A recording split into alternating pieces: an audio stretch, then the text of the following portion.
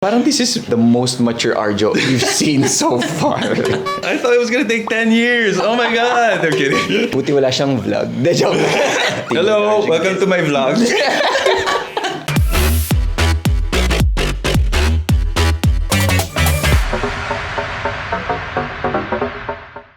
What's up everybody? This is Enchong Dee, your friendly budgetarian, and today, I'm so excited kasi last year pa lang pinaplano ko na magkakasama kami, pero dahil inuna ko muna si Rhea, so sabi ko this year, I'm so excited and I'm looking forward na actually makausap ko tong kaibigan ko to. Please welcome one of the best actors here in the Philippines and one of my closest friends, Arjo Atayde. Brother man, I'm so happy finally. Hello guys, hello. Yeah, I know.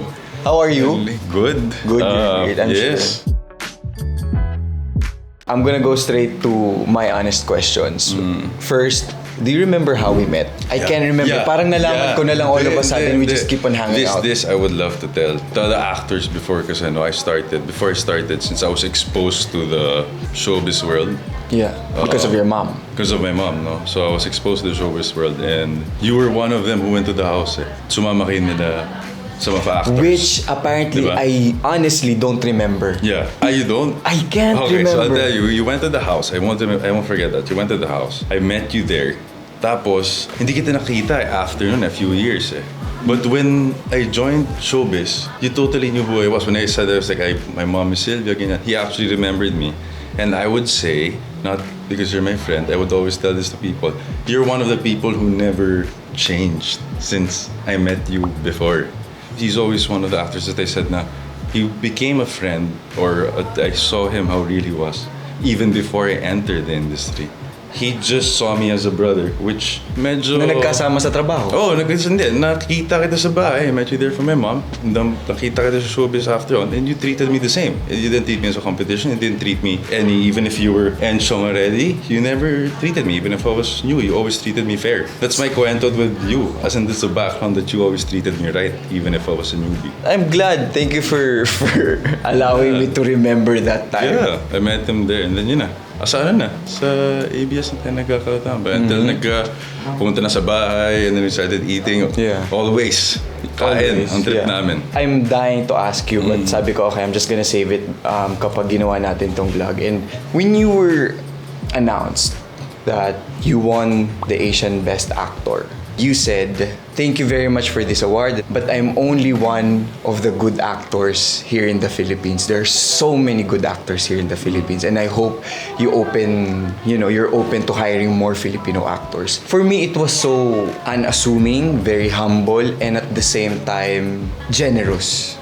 It was very generous. And what were you thinking during that time, and why did you said that particular message? I think because I'm a team player ever since. I believe in Filipino talent. Filipino actors say we're good, we're this. I want us to reach not only here. I want us to get exposed globally, because I see so much talent and I want them to see it globally. And in a way that, I'm not trying to be humble or anything. But I was there because of abs-cbn. I was there because of the people behind it. I was there because the director guided me. I would always be thankful for whatever they've given me. That's why nga sa akin is I entered there as a team. It's not just me as an actor. For whatever reason I am as an actor, is because of the people behind me and the people who supported me, the people who believed in me, the people who actually put me in that freaking project. Yeah. Those are the people that I should be thankful for. And they're right behind me. They're still supporting me. They showed up there. So I felt like, this is a team thing. If I win, it's for ABS. If Everyone wins. Everyone wins. That's how I feel. It's not to brag, really. It has nothing to do with that. It's just really pride for us. This is us. This is ours. Buong buo siya tatanggapin, and I'd fight it for us. Did you prepare that speech? No. Sabi ko nga sa'yo, diba? I was like, no. Hindi ko alam. Kasi honestly speaking, nung 4 p.m. pa lang, I really knew. I was like, I'm gonna lose. And all throughout the awarding, walang napapanalo ang Philippines, wala diba? Pa. And they're telling me, wala pang panalo Pilipinas. I was like, I'm gonna lose. Don't expect me to win. That's in the back of my head. When you're just part of something and you want to get it over with? Yeah. Yung parang alam mong talo ka, but you're just like, tapusin na natin kasi part ako ng announcement eh. Yeah. But I know I'm gonna lose. I wanna go home. Yeah, I was like, I'm gonna relax. I just wanna have some coffee or tea when I get home, But then when I got there, And I was shaking kasi yung studio, imagine mo, di ba normally madaming tao, asap or something, malamig na. Onti lang kami. So nanginginig na ako, nakasuit na ako and everything was shaking. It wasn't helping. Exactly. I was palpitating. But that speech itself, I don't know, that just came out. I'm actually really amazed that you were able to compose such a beautiful, heartfelt message after that win. 2 days before this awarding, we were together. I know. And then I was saying, you know what, Joe? I have a strong feeling you're gonna win. You know why? Because we're lucky. Ayun lang yung sinabi ko because the same birthday kami ni Arjo. November 5, we're both Scorpio. So I was like, I'm feeling so much lucky this time and I feel like it's also happening for you. So I feel like you're gonna win. No questions asked. And then boom. So it's funny because parang mas confident kami na mananalo kasi wala siya. I just wanna get it done and over with.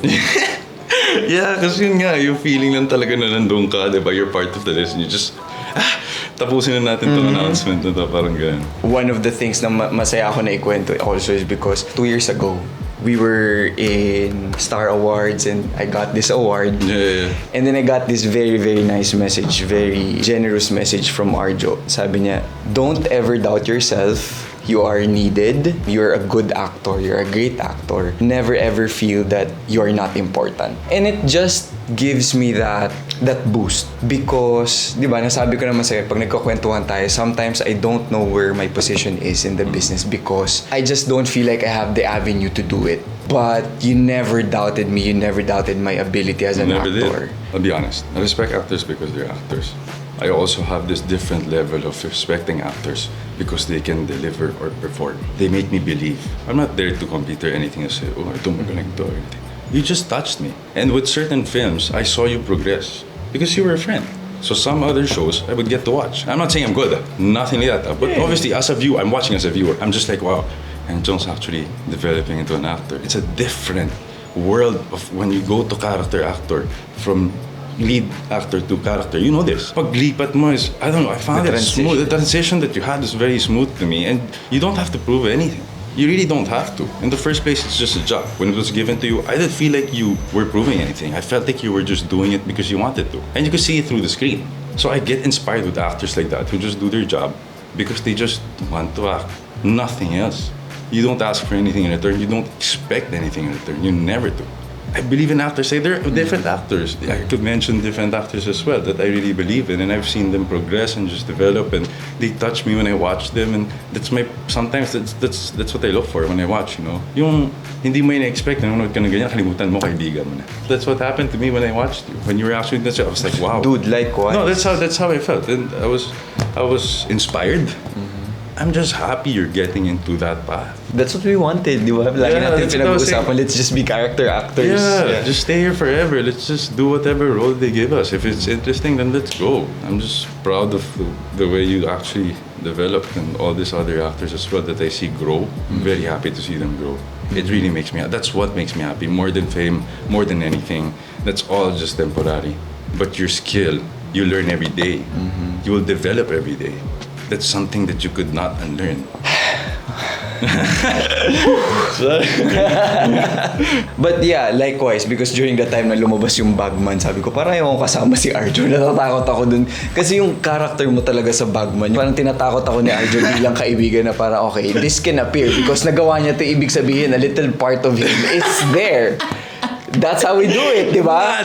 Every character, there's a piece of us somewhere there. Well, maybe. Don't you just love how we talk to each other? My next question is about our future. Hindi nawawala sa isang usapan natin when we talk about our future. There was a point in time, which was probably last year, and I'm very curious, and we never got into it actually. You decided that you wanna quit. You decided you wanna retire, you wanna move on from show business, from acting. And I'm one of those people who are like, are you crazy? You're stupid? Why are you saying this? Why are you saying this? Diba? Again, kung the way you told me that I'm needed, we need you too. So now I'm curious what was or what were your thought processes kung bakit mo nagawa yung decision na yun. Because you were serious about that. Yeah. And this was prior to that award. Yes. I was too damaged, Chong, with what happened to us. ABS. The whole ABS thing. No? I was too damaged, and then people were, asking for help and everything, and I couldn't bear it. I was just in deep pain, you know. And until now, every time I think about it, like now I get emotional. How could I act if every time I'm there, I remember every single thing, you know? But you have to man up. You have to live it day by day. You have to move forward. You have to fight whatever's there. If it's a problem, there's a solution. Not today, maybe next year, maybe next time. But there will be a solution to whatever problem there is. Yeah. So I had to bear with it. But obviously, I'm not making it sound like so dramatic because everyone was going through it, right? Yeah. To me, obviously, I'm a different person. Diba? Like, kanya-kanyang, pag-absorb ng problema. And to me, it was just total damage inside, emotionally. But I didn't want to speak online emotionally. I don't know why. Yeah. Because I just wanted to keep it to myself. Alanganin eh. They will always have their guards up eh. You know what I'm saying? They were always lamang, no matter what we do. That's how it was. So I just saw it dying slowly. And I died with it. If they sink, I sink with them. I can't do anything about it. I was just moved that time nung sinabi mo na I wish I have enough money to just fix everything. Because we just feel, let's be honest, we just feel like it was involved. Hindi tayo pwedeng tumigil just because there are elements outside our control that wala tayong magagawa. Kapag nangarap ka, yung pangarap lang yung klaro sa'yo eh. This government was not involved in your dream when you were creating that dream. Exactly. The bashers were not there when you're creating those dreams. Lahat ng pangarap natin, just keep on focusing on that. Hindi mo may iwasan na may mga ganong outside elements na hindi natin makokontrol, but at the same time, we can make the decision of just ignoring them and just focusing on that dream. And I feel like that's what we're doing now. And I'm glad that, you know, you're here and I know that you will still continue as an actor because we love watching you and we love seeing you there. Sadly, yes, it is the last question, but I am very, very curious because we rarely talk about this stuff. Ano yung nagbago nung nasabi mo sa sarili mo, I'm in love, but you notice that there are things that are changing as a person? Number one, maturity. Goals, my more goal. We were talking about this. Parang this is the most mature Arjo we've seen so far. I'm sorry, but it's happening. You never thought we would reach that point. I thought it was gonna take 10 years. Oh my God, I'm kidding. Yeah, it happened all of a sudden. You know, when you just really know what you want in life, you know who you want to be with that person that you love the most. You just know it. It's not something slow-mo, but it's something so real that it straightens you up all the way. So yeah, I think when you're in love, I guess you should be inspired, number one, and be a better person from there. Not try to be. Just be who you are, just be good. Yeah, it radiates to a lot of people. Of course. The people that you're with are better, are nicer, are Happier. more positive, happier, Exactly. because you have this energy. Yeah. I'm happy that we reached that stage, that we're mature and ready for the future. 10 years, I really thought 10 years. Sabi ko nga, this kind of interviews, it's not really interviews, but I want to show my audience the kind of friendships that I have with people that they only look up to as idols or artistas, diba? This is the kind of conversation that not a lot of people see, and I'm glad that we're able to share this with them. So, Of course, and this is awesome. These questions are so. I enjoyed this, man. I'm actually bitten. But I'm gonna ask you this, Dad. Buti wala siyang vlog. De joke. No, but this is just the first part of our guesting. Hello, welcome to my vlog. Yes, thank you very much, dude. Yeah, of thank course, you very much, man. Always, got brother, you. for doing this. Yes, I'm brother. very happy. I love our conversation all the time, love not it, only dude. because they're here, Of but course. guys, I hope you enjoyed. I hope you learned something today. Please do follow all our social media accounts down below. Please stay safe and shout out to all our frontliners. Please, to all our to our frontliners. Ingat po kayo. Stay safe always. Thank you very much for your services. We will see you again. Bye-bye. Bye.